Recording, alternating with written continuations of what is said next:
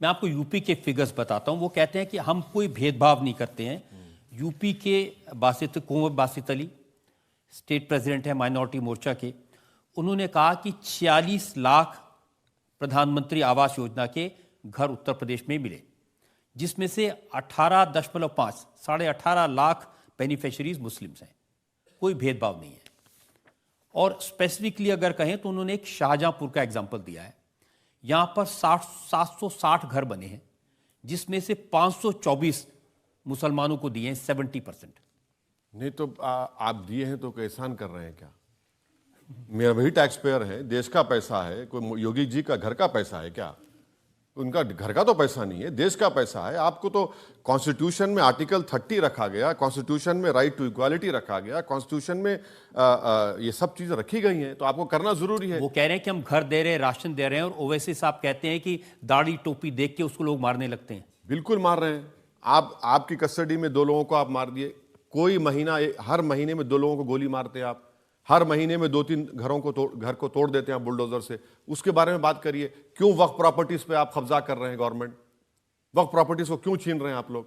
ये भी तो बताइए। और कितना बजट है माइनॉरिटीज का, वो भी बता दीजिए आप। माइनॉरिटी डिपार्टमेंट का, मदरसे के टीचरों को आपने तनख्वाह देना क्यों बंद कर दी? जब देश के सामने आपने कहा कि मदरसे फुला होता है, भाई जब उन मदरसों में मैथ, साइंस, इंग्लिश पढ़ाया जा रहा था, आपने क्यों बंद कर दिया उन लोगों को? आप बोले हम देंगे नहीं। हलाल का मसला आपने क्यों उठाया वहां पर? क्यों उठाया हलाल का मसला आपने? गैर जरूरी को उठाया आपने वहां पर, और इंक्वायरी करा दी आपने एसटीएफ लगाकर।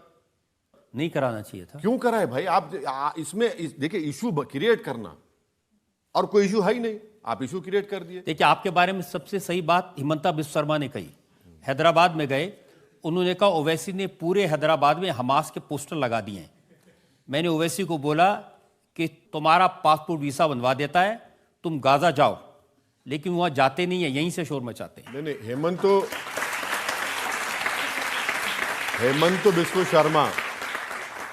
हेमंत बिस्वा शर्मा वो कुत्ते और बिस्किट की दास्तान में तो कंफ्यूजन ला लिए। वो कुत्ते और बिस्किट की दास्तान थी।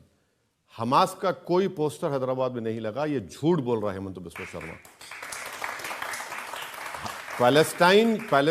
फलस्तीनियों की ताईद के लिए हमने प्रोटेस्ट किया। भारत सरकार, मोदी सरकार ने खुद फलस्तीन का एक स्टैंप निकाला। मैं हेमंत बिस्वा शर्मा से एक रिक्वेस्ट करूंगा कि चीन हमारी 2000 स्क्वायर किलोमीटर पर कब्जा करके बैठा है। डेप्सांग डेमचाक हम खो चुके हैं। 65 पेट्रोलिंग पॉइंट में से 22 पर हम नहीं जा सकते, वहां के एसपी ने कहा मोदी जी के सामने। तो मैं हेमंत बिस्वा शर्मा से रिक्वेस्ट करूंगा कि भैया तुमको जाने के लिए नहीं कह रहा हूं मैं, तुम आरएसएस का पैंट पहनकर लट लेके मत जाओ।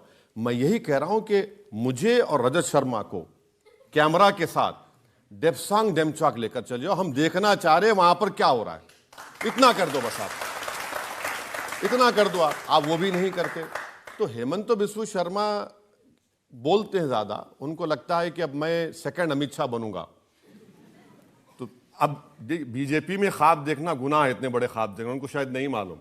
तो देख रहे हैं, कोशिश कर रहे हैं। उनको लगता है कि मुझे गाली देंगे हमास का। अरे भैया, आप ये बताइए, भारत सरकार फलस्तीन की जुल्म के खिलाफ आवाज क्यों नहीं उठा रही?